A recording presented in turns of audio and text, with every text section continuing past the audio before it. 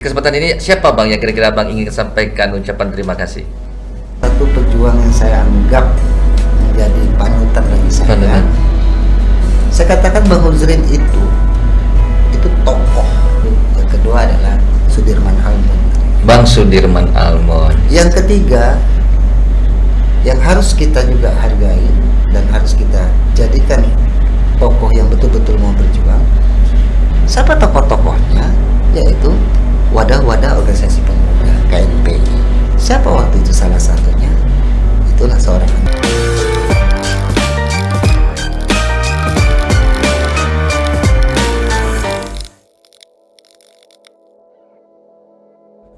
Ya, assalamualaikum warahmatullahi wabarakatuh, sahabat Qatar semua. Jumpa lagi dengan kami, Mike Qatar Kepri.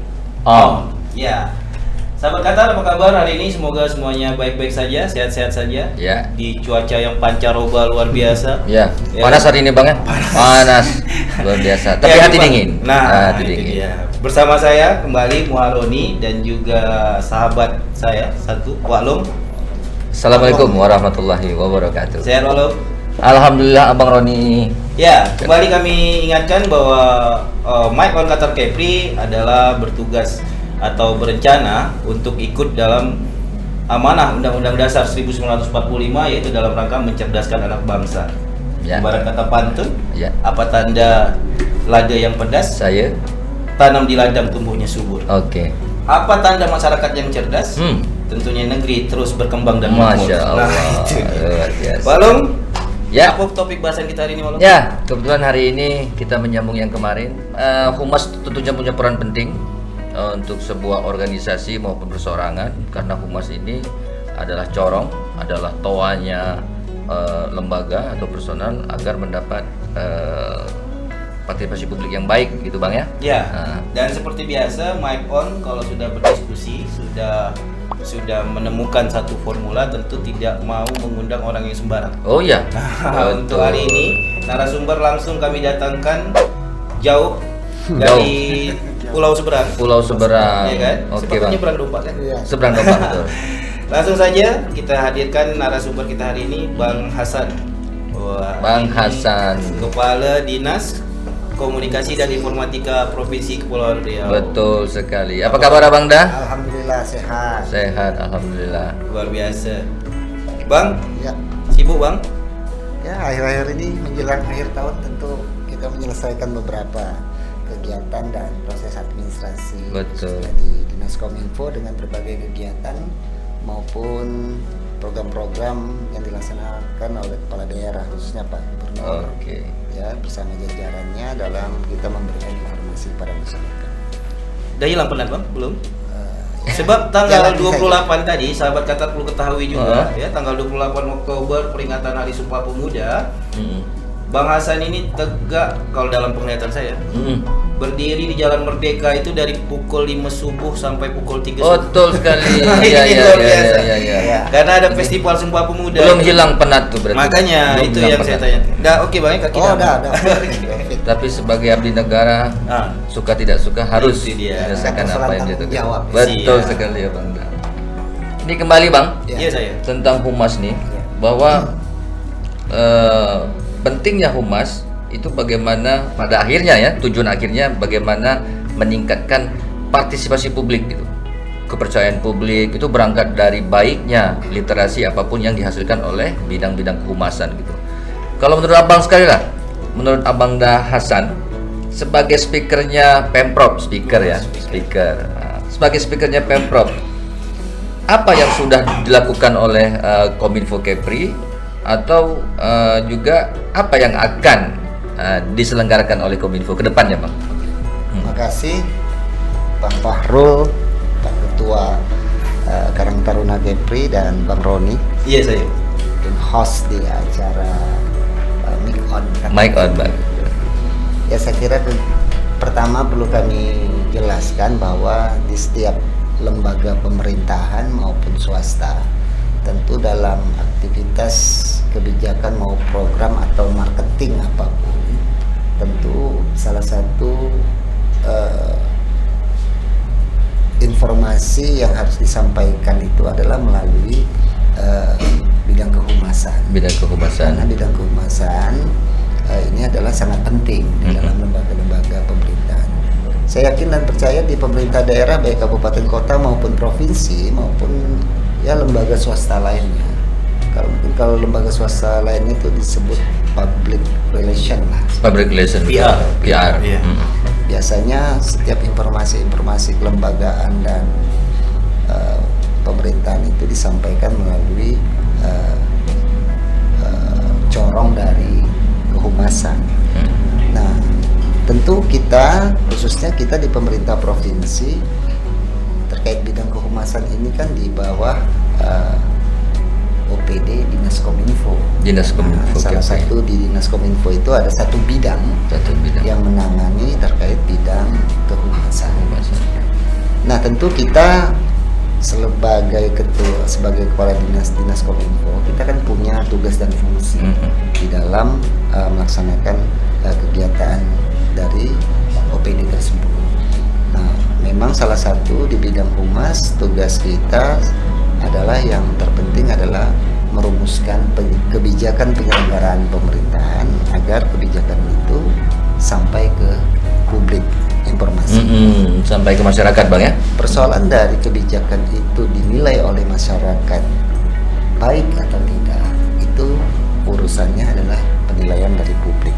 Tapi minimal kebijakan maupun program serta atensi pemerintah harus kita sampaikan. Karena Dinas Kominfo juga hari ini dengan era digitalisasi banyak keinginan masyarakat yang lebih kritis, dan kita juga pemerintah harus terbuka terhadap informasi-informasi baik itu penyelenggaraan pemerintahannya dan kegiatan-kegiatan. Nah, tentu yang menjadi salah satu corong dari pemerintah khususnya di Pemprov Kepri tentu kan Dinas Kominfo yang memiliki peran yang penting dalam memberikan informasi. Nah, saya kira kan tidak ada informasi yang harus kita tutupi ketika pelaksanaan penyelenggaraan pemerintahan ini. Nah, makanya Dinas Kominfo dalam mengemas bidang kehumasan ini kan banyak beberapa saluran-saluran yang harus kita bisa kerjasamakan. Makanya kalau kita mengandalkan web dari portal Pemprov Kepri saja, mungkin kita tidak bisa seluas ini bisa memberikan informasi. Betul. Makanya melalui saluran on Kantor Kepri ini salah satunya. Makanya Pemprov Kepri saya langsung saja sampaikan bahwa pemerintah hari ini butuh saluran-saluran atau sarana-sarana informasi agar kebijakan-kebijakan yang dirumuskan oleh pemerintah daerah dan dalam hal ini kebijakan Pak Gubernur dalam hal pembangunan baik ekonomi, sosial, budaya, infrastruktur dan lain-lain itu kita harus sampaikan ke publik. Salurannya apa? Ya tentu media-media. Maka Dinas Kominfo dengan beberapa standar operasional prosedurnya melakukan kerjasama dengan media-media baik media elektronik, media cetak maupun media online atau cyber agar informasi itu sampai lebih jauh sampai ke masyarakat. Kalau mengandalkan portal Kepri saja kita nggak akan mampu menyampaikan. Tapi sekali lagi saya sampaikan bahwa terkait kebijakan, program dan kegiatan lainnya itu yang akan menilai adalah publik. Kalau publik menyampaikan apresiasi terhadap kebijakan maupun program itu, kita berikan atensi yang besar tentunya. Tapi juga dalam menginformasikan, kita juga pemerintah harus siap untuk menerima saran dan kritik dari masyarakat. Nah, saran kritik itu kan juga sebagai bahan evaluasi pemerintah di dalam memberikan setiap kebijakan selanjutnya terhadap masukan-masukan dari masyarakat. Ada yang menarik tentang keterbukaan informasi publik. Sudah menjadi rahasia umum, Bang, bahwa memang tidak semua yang bisa di-share, tidak semua yang bisa diceritakan. Tetap ada kelas, ada kelas secret negara, rahasia negara tetap tak boleh, misalnya begitu kan. Oh, ini boleh, ini tidak. Itu sebenarnya sejauh mana, Bang? Pilih mana yang boleh, mana yang tidak? Iya, kan sudah jelas tuh di dalam Undang-Undang 14 2008 tentang keterbukaan informasi setiap penyelenggaraan pemerintahan maupun swasta dan lain kan untuk bisa memberikan informasi. Cuman di dalam aturan itu kan ada namanya informasi yang dapat dikecualikan. Informasi yang dapat dikecualikan mungkin kita bisa melihat referensi dari undang-undang tersebut kan yang jelas-jelas yang sifatnya mengancam negara, ya, kerahasiaan negara, itu yang tidak boleh untuk dipublikasikan. Misalnya gini, jumlah tentara yang ada di Kepri itu kan nggak bisa diberikan. Sebenarnya titik satu, misalnya ada satu pesawat drone militer yang ditempatkan di Kepri, itu berapa banyak kan kita nggak boleh beri. Betul. Itu kan salah satu yang dapat. Tapi kalau informasi-informasi terkait penyelenggaraan pemerintah nggak ada harus yang ditutupi. Betul. Ya, itu tadi. Termasuk itu anggaran pengadaan barang dan jasa itu di dalam LPSE itu kan sudah tertera juga, terbuka, sudah tercantum. Nah sekarang tugas masyarakat setiap pembangunan maupun program itu ya diawasi dan dikritisi seperti itu. Hari ini kan sudah era digitalisasi, itu perkembangan teknologi itu kan perubahannya detik per detik. Jadi kita nggak bisa juga kita tutup-tutupi informasi. Mungkin di kalangan teman-teman banyak nih beredar bahwa beberapa informasi seorang menanyakan terkait penganggaran Dinas Kominfo terkait media, kita sudah jawab semuanya. Tidak ada yang kita tutupi. Artinya Bang Roni, keterbukaan informasi ini pada akhirnya tujuannya kalau kita simpulkan adalah melibatkan secara utuh partisipasi publik. Jadi ketika mungkin publik sudah mengetahui informasi dengan benar, dengan valid, kemudian kan mungkin mereka sendiri akan menyampaikan kepada publik lainnya begitu ya. Betul. Jadi begini juga, sahabat Qatar di luar sana itu hanya menginterpretasikan sebagian pemahamannya tentang keterbukaan informasi publik. Makanya tadi kita tanyakan itu ngegas terus, semuanya digas. Ada yang boleh, ada yang tidak. Dan mungkin ini yang perlu juga pengetahuan sahabat Qatar, keterbukaan informasi publik memang dia terbuka bagi yang memang bisa dibuka.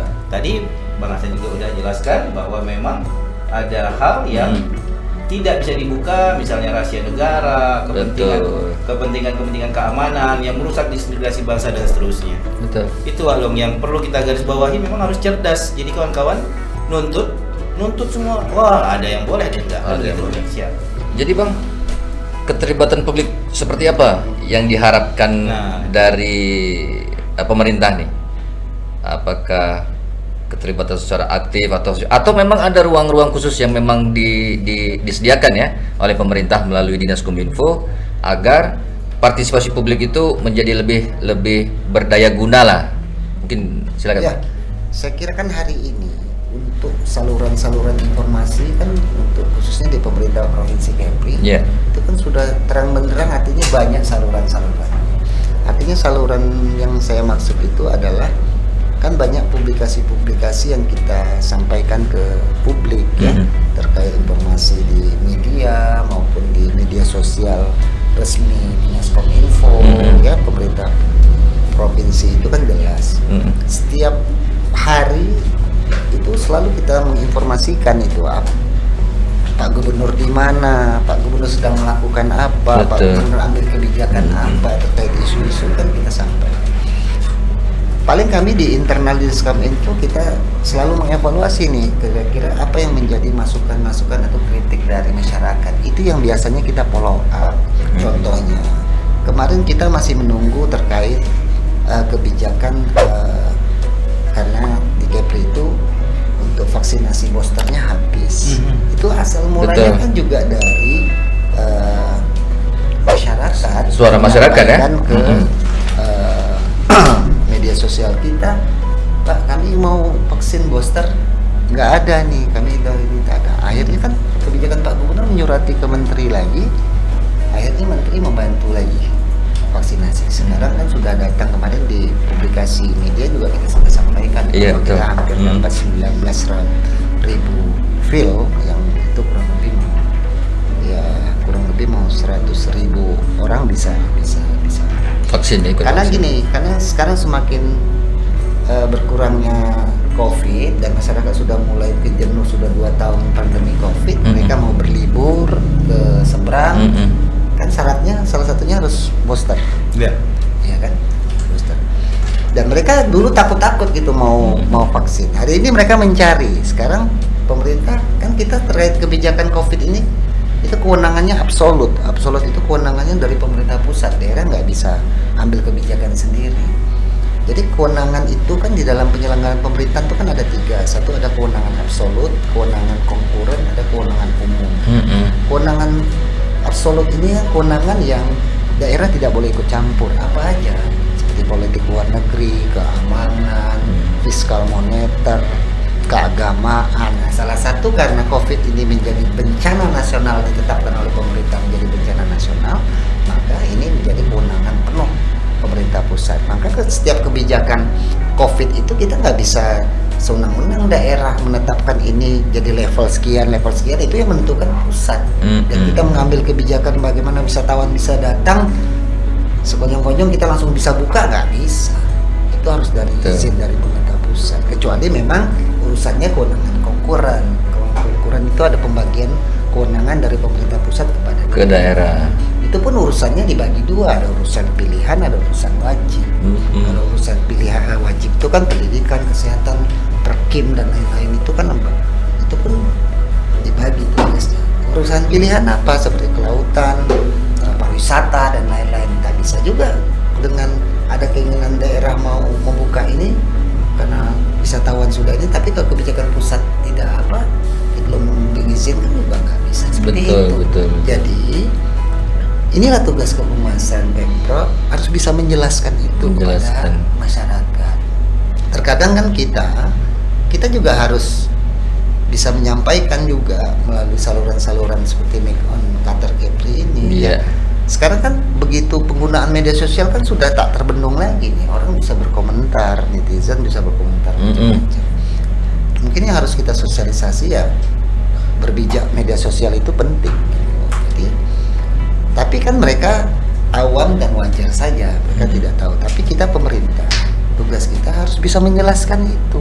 Jadi publik atau masyarakat juga bisa paham. Betul. Karena tidak semua ya. Iya. Tidak semua masyarakat hari ini mengerti gitu, yang mana urusan mungkin provinsi, yang mana urusan kabupaten kota gitu ya. Karena yang kita tahu mungkin kan provinsi adalah sebagai perpanjangan tangan pusat di daerah gitu ya. Akan ada kebijakan yang memang tidak bisa serta-merta gubernur selaku kepala pemerintahan langsung mengeksekusi gitu. Harus ada koordinasi. Betul. Sama seperti misalnya ada masukan di Facebook itu, Pak, itu di Batu 2 itu jalannya berlubang, membahayakan apa? Pertama dikritik apa? Kita kan harus mengcross-check itu. Jalan ini kan punya statusnya. Betul. Ada jalan kota, kabupaten, ada jalan provinsi, ada jalan nasional. Iya. Nah, makanya setiap OPD kita melalui Dinas Kominfo sekarang kita sudah punya PPID namanya, Pejabat Komitmen Informasi. Jadi kita sekarang terintegrasi nih. Jadi kalau setiap ada masukan dari masyarakat melalui media-media sosial resmi kita dan PPID, kita bisa langsung jawab. Dinas Kominfo kan bukan pelaksana teknis dari seluruh itu, tapi betul. Kita karena sudah terintegrasi dengan PPID, ya kita mengkonfirmasi. Seperti jalan di Batu 2 itu kemarin berlubang, hari ini sudah tertutup. Itu kan akibat dari masukan dari masyarakat membahayakan, akhirnya dikerjakan dengan pemeliharaan jalan. Ternyata status dari jalan di Kota Batu itu adalah status jalan provinsi, maka secepatnya ditutup. Ya akhirnya kan berjalan. Jadi sebenarnya seperti itu harusnya jalannya pemerintah itu. Kuncinya Bang Ron, partisipasi publik pada akhirnya menjadi penting ya, menjadi penting. Hanya saja mungkin pemahaman masyarakat juga perlu ditingkatkan ya. Yang mana urusannya, yang mana bukan, mungkin begitu ya. Betul, baik sekali. Saya kira gini ya, Make on Qatar Kepri ini saya lihat ini baik, ini dilaksanakan terus. Mungkin bisa nanti di beberapa OPD. Oh siap Bang. Ini penting. Karena ya cuman ya kompetensi narasumber itu yang memang harus bisa menjawab. Menjawab itu nggak bisa ngambang. Publik butuh kepastian apa yang harus ini. Kalau memang ada regulator atau regulasi, sampaikan. Betul. Publik juga tahu, nggak meraba-raba. Ya, kembali ke topik bahasan kita, Wak Long. Kepulauan Riau dalam perspektif kehumasan. 4 tahun, hampir 2023, 4 tahun, berakhir 2024 ya, pemerintahan Provinsi Kepulauan Riau ya. Masa jabatan. Masa jabatannya Kira-kira Bang, apa yang berubah Bang, sebelum dan sesudah? Ya, saya kira kan kita harus berangkat dulu dari bahwa Provinsi Kepri ini kan ditetapkan oleh pemerintah melalui Undang-Undang Pemekaran itu kan sejak tahun 2002. Provinsi Kepri ini secara de jure sebenarnya sudah 20 tahun, tapi secara de facto-nya aktifnya itu di 2004, itu 18 tahun. Makanya beberapa waktu kemarin kita bahkan Provinsi Kepri sejak dulu juga sudah menetapkan namanya hari jadi Provinsi Kepri. Tentu kan Provinsi Kepri dengan geografis yang luar biasa, jumlah wilayahnya itu lebih besar lautannya. Lautan. 96% lautan. 96%. Darat. Disatukan oleh laut. Disatukan oleh laut. Jumlah pulaunya itu luar biasa juga, 2.408. 2000 ya. Yang berpenghuni kurang lebih 396. Oke. Ya, kita apresiasi ya kepala daerah yang memimpin sebelum-sebelumnya dari awal. Kita runut kayak Pak Ismet mulainya. Ya saya kira kan karya-karya mereka juga kita nggak bisa kita tinggalkan. Ide-ide hari ini seperti pembangunan jembatan Batam Bintar, jembatan Batam Bintar, kita harus akui bahwa itu adalah idenya Pak Ismet. Makanya setiap kepala daerah, siapapun pergantian pemimpinan, sebenarnya kan rencana pembangunan jangka menengah maupun jangka panjang itu kan harus jadi patokan. Jangan mengganti gubernur, ganti pula perencanaan. Nggak bisa begitu. Ini Betul. pemerintahan, bukan suka-suka. Bukan suka-suka. Artinya apa? Artinya yang mengemas atau yang membuat rencana pembangunan itu ya itu jadi pedomannya. Karena kan kalau di dalam sistem perencanaan itu kan provinsi juga akan mengacu ke RPJMD nasionalnya juga. Yang kabupaten mengacu pada provinsi, kan harusnya gitu.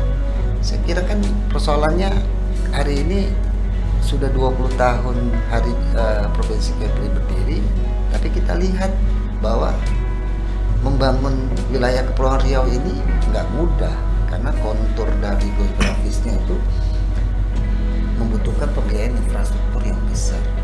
Ya hari ini Pak Gubernur pasca beliau dilantik kan ada beberapa nih program-program yang dilanjutkan. Sebenarnya program Kepri Terang itu harusnya sudah tuntas sebelumnya. Kepri Terang itu kan artinya listrik masuk desa. Listrik masuk desa. Banyak kampung-kampung Iya. ya alhamdulillah lah dengan dilanjutkan akhirnya kita sudah rampung nih hampir 98%. Mudah-mudahan akhir 2022 ini itu sudah rampung 100%. Ya hari ini kita nikmati listrik di Kota Tanjung Pinang sebagai ibu kota provinsi mungkin bisa 24 jam. Kita belum tentu masyarakat.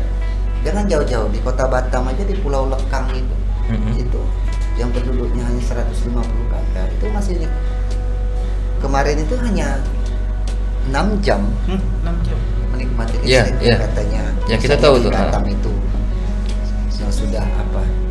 Tapi akhirnya kita lakukan KSO oleh Pak Gubernur, akhirnya hari ini bertambah menjadi 14 jam. Ini sedang dilakukan peningkatan 24 jam.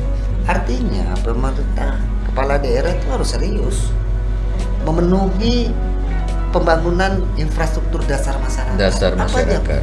infrastruktur dasar masyarakat seperti listrik, Air, ya. itu Betul. kan yang penting. Nah sekarang komitmen kepala daerah seperti apa?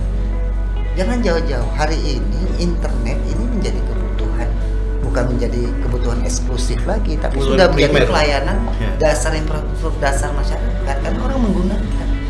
Makanya selama ini 20 tahun berdiri Provinsi Kepri, maka kemarin Pak Gubernur pasca mulai beliau dilantik, mereka langsung koordinasi dengan Kementerian Kominfo. Alhamdulillah mulai 2021 sampai 2022 kita dapat nih 77 pembangunan Titik tadi ya. BTS yang tersebar di Lingga, 28 titik, di Anambas, bahkan keseluruhan kebutuhan kita setelah kita hitung itu ada 111 titik. Jadi kita masih ada kurang 34. Mudah-mudahan insya Allah di 2023 ini usulan itu kemarin Pak Gubernur ke Kementerian Kominfo langsung ke bidang baktinya untuk meminta tambahan itu. Karena hari ini internet kan menjadi kebutuhan dasar, bukan menjadi kebutuhan yang mahal lagi. Hampir semua sektor membutuhkan. Bahkan PAUD ya sekarang sudah belajar menggunakan internet itu. Jadi saya kira kan ini butuh masukan dari publik. Kita jangan bermimpi kalau kota Tanjung Pinang ini atau di provinsi Kepri ini atau provinsi menjadi provinsi smart city, jangan mimpi kalau infrastruktur itu belum bisa kita penuhi. Belum dipenuhi. Itu hanya mimpi saja kalau kita mau ujuk-ujuk kita harus jadikan ini. Lengkapi dulu infrastrukturnya. Nah, untuk memenuhi infrastruktur ini butuh keseriusan kepala daerah yang mengurusnya. Yang kita urus saja belum tentu bisa, apalagi hanya kepala daerahnya duduk di kantor aja, hanya sekedar pencitraan aja itu kan. Iya. Karena kebetulan Bang Roni, kita kemarin melalui Karang Taruna, khususnya di bidang SDM. Karang Taruna kan ada MOU dengan beberapa pihak, termasuk PLN yang kemarin kawan-kawan SDM itu turun ke desa, salah satu desa di Lingga, membantu sekitar 14 rumah lah, dibantu instalasi dan meteran listrik ya. Artinya ya alhamdulillah, memang yang menjadi pelayanan dasar ini dulu yang harus dikemas, harus diselesaikan gitu, sehingga yang lain akan berdampak. Ya pasti. Betul sekali. Jadi Bang, hoak, ini agak seru nih. Kalau cerita hoak ini kan bukan cerita lama ya. Bukan cerita baru, cerita lama. Iya, kalau kita bicara ke arah situ Bang Walung, ada 3 tuh sebenarnya. Hoax, frame, CapCut. Ini 3 hal yang seolah-olah lagi viral. Ada video dipotong, seolah-olah itulah video aslinya, ya kan gitu.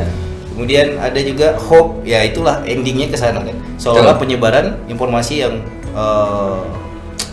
tapi itu ada undang-undang ITE-nya itu ya Bang Hasan. Nah, itu dia. Jadi apa Bang kira-kira yang jadi kiat-kiat Kominfo untuk menangkis hoax lah? Karena kan masyarakat sekarang gampang sekali nih, bahkan ya kan? sulit bedakan mana nyata, bahkan sulit gitu. Jadi apa kiat-kiat Kominfo untuk mengantisipasi itu? Ya, pertama kalau terkait hal hoax, seperti hoax, bisa berita-berita hoax atau penebar artinya menyebar kebencian dan yang lain-lain itu. Sebenarnya kita nggak bisa, ini harus kerjasama semua pihak, nggak bisa mengandalkan pemerintah saja. Nah, pemerintah berusaha nih, artinya hari ini kan banyak nih berita-berita hoax yang tidak dapat dipertanggungjawabkan dan lain-lain.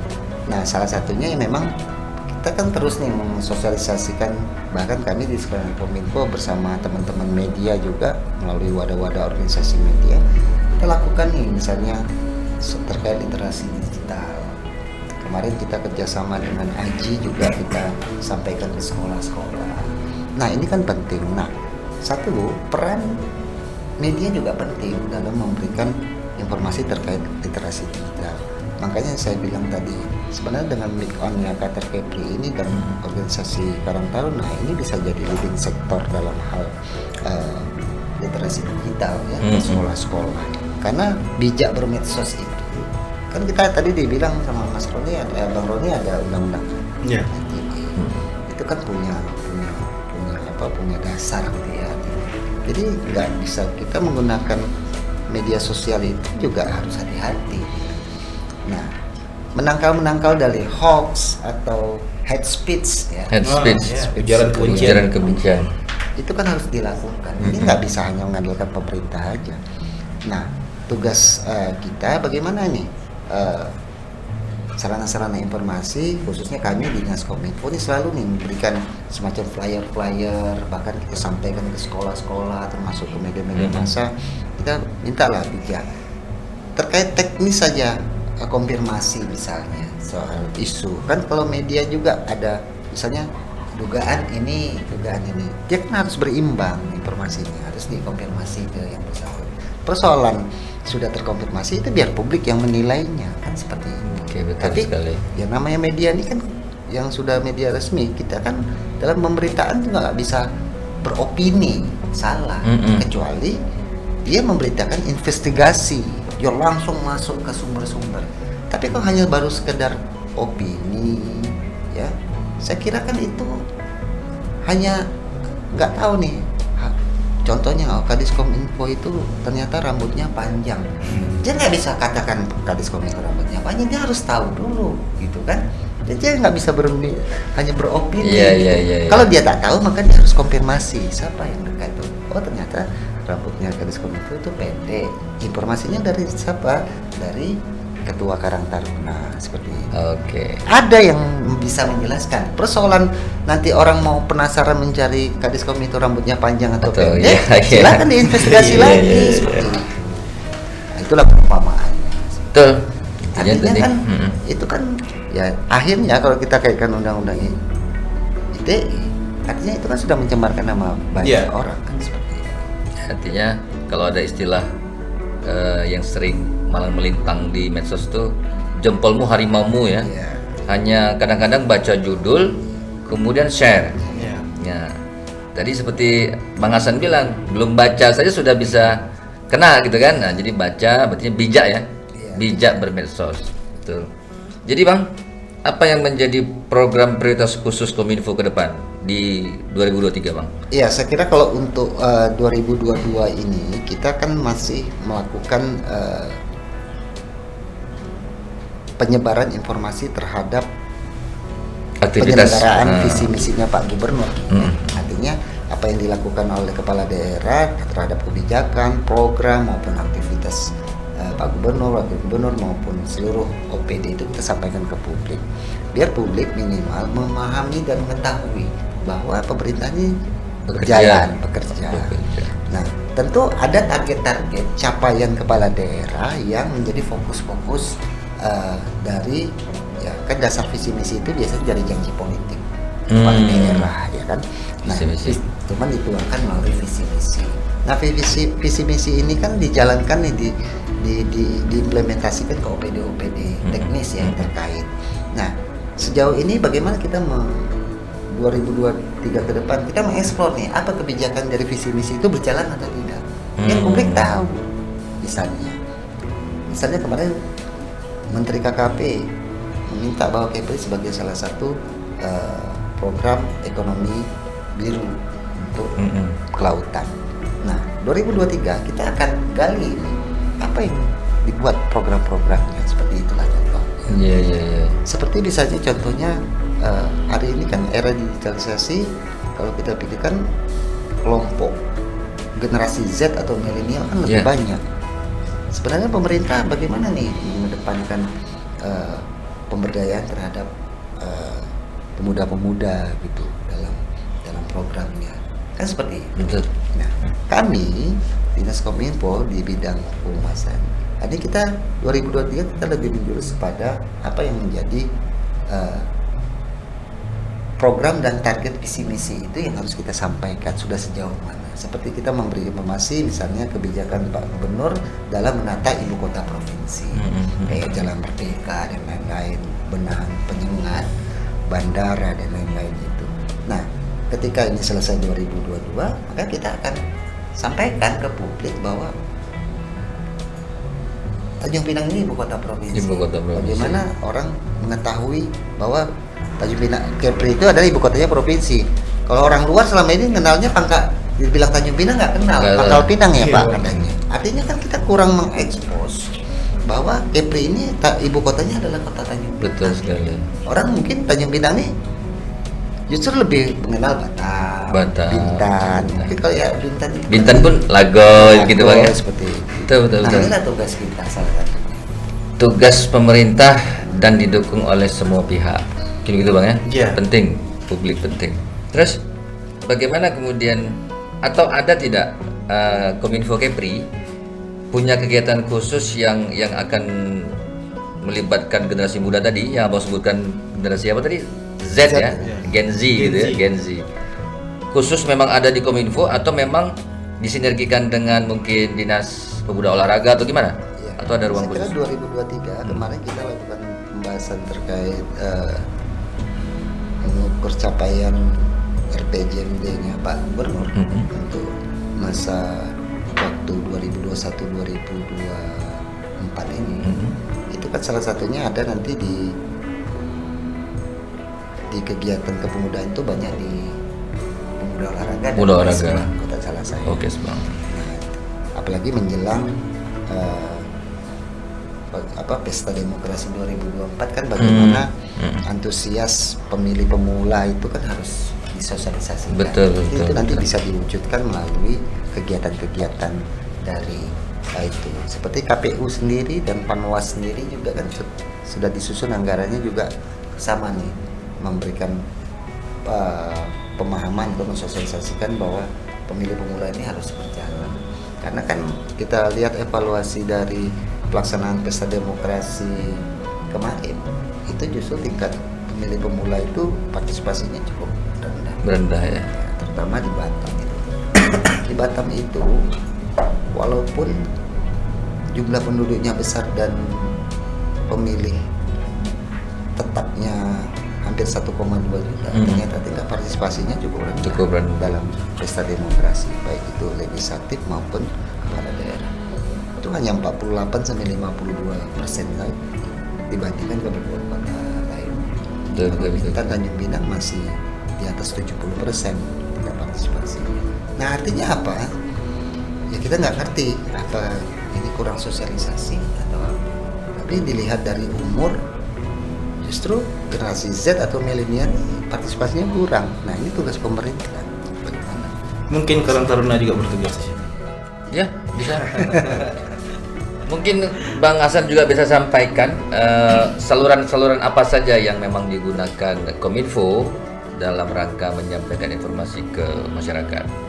Hanya medsos kah, portal atau ada saluran-saluran lain? Ya, saya kira kan hari ini Dinas Kominfo saya harus sampaikan bahwa tadi yang saya sampaikan bahwa kami kalau mengandalkan portal kami saja itu kita nggak akan mampu untuk bisa menyampaikan informasi-informasi penyelenggaraan pemerintahan itu ke publik karena terbatas. Maka kami kerjasama dari dengan media-media. Kan selalu saya sampaikan di beberapa konfirmasi teman-teman media itu kita ada kerjasama nih dengan media elektronik, media cetak maupun media online. Itu jumlahnya 221 media. Itulah yang tersebar dalam aktivitas-aktivitas Pak Gubernur di dalam kegiatan-kegiatan memberikan informasi itu ke publik. Selain itu juga kita punya portal, yang portal itu kita kemas ada beberapa media-media sosial resmi pemerintah, khususnya Dinas Kominfo seperti IG, Facebook, TikTok, bahkan Twitter. Ya, kita memberikan informasi bahwa kegiatan-kegiatan. Nah, itu pun sebenarnya tidak cukup dengan jangkauan wilayah dan lain-lain. Makanya kami juga bekerja sama dengan Dinas Kominfo Kabupaten Kota. Kita sepakat nih bahwa setiap informasi juga kita saling memberikan gitu, apalagi terkait kebijakan-kebijakan. Nah, selain itu ya tentu kita minta peran media sendiri dan organisasi-organisasi seperti salah satunya Karang Taruna bisa memberi atau merefresh informasi-informasi atau pengetahuan yang bisa disampaikan ke publik juga. Betul. Karena kan setiap masyarakatnya punya segmen-segmen tersendiri. Kayak pemuda dia punya segmen sendiri. Betul. Yang mungkin orang-orang tuanya. Kan segmen itu bisa kita kemas dengan ya kebudayaan. Ya dibungkus dengan kebudayaan, tapi kita memberikan informasi pembangunan. Kalau pemuda dengan gaya pemudanya mungkin dengan apalah kegiatan apa, tapi disisipkan informasi. Itu kan sebenarnya cara kita aja mengemas sehingga orang nggak bosan gitu. Betul. Ya, ini butuh keseriusan dan kepiawaian kita. Kalau hanya sekedar kita memberikan informasi formal ya orang bosan. Dan butuh kerja ikhlas. Itu dia. Ya, karena hal baik ini kalau tidak disampaikan kan hanya berhenti di kita kan. Saya pernah diskusi dengan teman juga, abang jangan berhenti di kita bang, sampaikan itu, kayak gitu ya. Makanya itu juga harus tuntas. Maksudnya begini, ikhlas boleh, cerdas, tuntas. Betul, luar biasa. Kemudian dari segala hal penting bang ya, kami tahu abang juga punya segudang job desk yang mungkin butuh energi lebih ya. Tapi yakin kami ada satu hal penting yang menjadi prioritas Kominfo. Apa itu? Mungkin bang share ke kami hari ini untuk ke depan kami artinya akan melakukan dulu terkait pembenahan infrastruktur jaringan. Oke. Teman-teman harus ketahui, saya sebenarnya cukup terkejut 19 tahun atau 20 tahun provinsi ini berdiri, ternyata di kawasan pemerintahan Kepri saja itu justru jaringannya itu lemah. harusnya kan harus dibenahi bagus-bagus itu, karena itu sentral atau artinya menjadi lokus pelayanan masyarakat. Pelayanan publik. Tapi kita lihat sendiri, nah ini ngapa? Ini kan harus di-upgrade servernya, lain-lain, FO jaringannya. Ya hari ini kan itu yang jadi fokus kita di 2023. Kita jangan pernah bermimpi bisa makanya jaringan lelet apa semua itu. Wah, udah kerja program muluk-muluk kita mau apa kalau infrastruktur telekomunikasi itu tidak kita benahi. Betul. Itu satu. Yang kedua, 2023 juga ini kita Dinas Kominfo akan memberikan nih juga beberapa kegiatan-kegiatan khususnya untuk jurnalis. Mungkin di November ini kita akan laksanakan pelatihan bahasa Inggris tuh untuk jurnalis. Kita malu juga ketika dulu COVID, penanganan wisatawan, ya, teman-teman jurnalis nggak semua yang mengerti bahasa Inggris. Bahkan pakai translate pula. Ya harusnya ya minimal kita berikanlah minimal sedikit bisa tuh gitu, tergambar lah sama malu juga Little icon lah mau ya. nanya tapi apa, sementara itu harus dipublikasi. Tapi itu tantangannya. Itu mungkin kami anggap sesuatu yang baru itu. Artinya kawan-kawan media diberi ruang diadvokasi untuk lebih mahir berbahasa asing karena kita memang terasnya negara ya. Terasnya negara untuk negara aja udah sampai Singapura. Betul. Ya, insyaallah lah kita nanti di November ini kita laksanakan satu. Ini informasi kapasitasnya 30 orang. 30 orang. Kita akan laksanakan di 2023 juga insyaallah kita laksanakan. Oh, dia berkesinambungan Bang ya. Alhamdulillah. Itu harus terus gitu. Itu informasi yang bagus sekali untuk teman-teman jurnalis dan media ya, manfaatkan ini. Dan jangan berhenti di kita gitu ya. Ini benar tadi. Termasuk kita juga fokus pada literasi digital. Literasi digital. Artinya kita terus mensosialisasikan ini terkait bijak bermedsos. Menjelang 2024 ini makin banyak kan informasi yang akan apa. Buzzer itu bukan itu. Buzzer bukan golongan itu ya? Kalau buzzer itu kan semacam istilah. Iya, oke. Nah, itu kan penyebutan saja. Tapi ya cuma kita ingin intinya gini, bagaimana pengguna media sosial itu bijak lah yang melihat. Jadi ketika dia mendapatkan informasi dia cerna dulu. Jangan makan mentah-mentah gitu. Seperti itu. Konfirmasi dulu, klarifikasi dulu. Seperti ini. Tabayun dulu. Tabayun itu kalimatnya. Karena ketika sekali dia tidak tahu, dia sangka betul padahal itu hoax, dia berkomen macam-macam, dia tak tahu komennya itu justru dituntut orang kan. Itu bermasalah kan jadinya kan. Yang sebenarnya itu hoax tuh beritanya seperti itu. Betul. Bijak bermedsos. Ini memang perlu kita sosialisasikan kan. Ya, konsentrasi ketiga kami Dinas Kominfo juga menuntaskan nih pembangunan BTS yang belum selesai, yang masih ada sisa saya bilang tadi. Itu kita akan kontrol langsung di Kementerian Kominfo agar ini mudah-mudahan terrealisasi. Kami juga memfollow up ini. Dan teman-teman Big On Qatar juga kita insya Allah Dinas Kominfo Provinsi Kepri akan menjadi tuan rumah di 2023 ini, menjadi tuan rumah Hari Penyiaran Indonesia. Hari Penyiaran Indonesia. Provinsi Dinas Kominfo se-Indonesia dia akan berkumpul di Kepri. Juga komisi-komisi penyiaran berkumpul di Kepri. Insya Allah kita tuan rumahnya. Sekaligus tujuan kita bukan mau gagah-gagahan, tapi kita ingin memperkenalkan Kepri ini, terutama Tanjung Pinang ini sebagai ibu kota provinsi. Nah, pelaksanaannya nanti di kota Tanjung Pinang. Insya Allah tanggal 7 November ini nanti kita akan rapat resmi di Jakarta untuk penetapan ini. Ya, sekaligus kita membantulah UMKM kita di Kota Tanjung Pinang ini dengan kehadiran 5 hari penyelenggaraan itu ya bisa hidup. Akan berdampak. Ya betul. Ya. Seperti yang kemarin Sumpah Pemuda itu, itu juga Wah, luar biasa ya. Jadi ekonomi kerakyatan mulai di 2-3 tahun hilang, hampir tidak ada gitu kan. Ya Kemudian mungkin di penyelenggaraan itu kami juga nanti akan kerjasama sama Karang Taruna, mungkin teman-teman nanti kita kemas sebuah event yang mungkin bisa diperlihatkan. nah itu dia. Tuh. Tambahannya lah. senyum ketua. Ketua kata langsung senyum. Iya iya. Jadi ini Bang, ini kita masuk closing. Iya. Jadi Abang dapat pesan di luar tadi tuh. Iya. Waktu kita agak sempit nih kan. Oke. Tapi alhamdulillah kami terima kasih. Dan hal yang kami ingin tanyakan dari pencapaian Abang pribadi ini, mungkin kita kenal dulu Bang dari zaman perjuangan ya. Abang di Pekanbaru, kami di Bandung, berjuang sama-sama pembentukan provinsi. Bermuara sini kita tidak pernah tahu Bang ya jalan hidup orang gitu. Jadi di kesempatan ini siapa Bang yang kira-kira Bang ingin sampaikan ucapan terima kasih? Oh ya, pertama ya saya menggeluti lah ya terkait pembentukan provinsi. Iya, betul. Ya. Saya tahu itu. Sebenarnya ini sebuah perjuangan yang luar biasa. Ya. Tentu kepentingannya pada waktu itu adalah bagaimana Kepri ini bisa sejahtera. Merangkai pulau memakmurkan negeri. Betul. Itu sebuah sebuah statement atau tagline yang harga mati lah pada waktu itu. Tujuannya itu. Namun kan setiap pemimpin seharusnya memegang itu.